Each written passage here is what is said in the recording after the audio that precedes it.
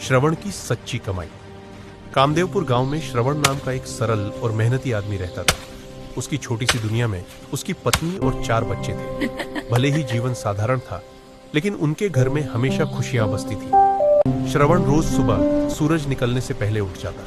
सबसे पहले वह अपने खेतों पर जाता। हरी भरी फसलें देखकर उसके चेहरे पर संतोष की मुस्कान आ जाती। उसे लगता जैसे उसकी मेहनत उससे बातें कर रही हो। खेतों से लौटकर वह बाजार से चना लाता, फिर उसे भूनकर सत्तू बनाता। उसी सत्तू को वह अपनी साइकिल पर लादकर शहर और आसपास के घरों में बेचने निकल पड़ता।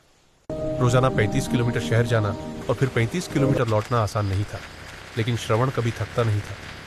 शाम को जब वह घर लौटता तो बच्चों के लिए कभी मिठाई, कभी खिलौना, तो कभी सिर्फ प्यार भरी मुस्कान ही ले आता। बच्चों की खुशी देखकर श्रवण और उसकी पत्नी का दिल भर आता।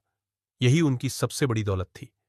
समय अपनी चाल चलता रहा, उम्र बढ़ने लगी और एक दिन श्रवण ने महसूस किया कि उसकी आंखों की रोशनी कम हो रही है। धीरे धीरे वह खेतों और बाजार जाने में असमर्थ हो गया। जिस आदमी ने सारी जिंदगी उजाले में मेहनत की थी, उसकी जिंदगी में अचानक अंधेरा छा गया। श्रवण चुपचाप बैठा रहता, मन ही मन चिंता करता कि अब परिवार कैसे चलेगा।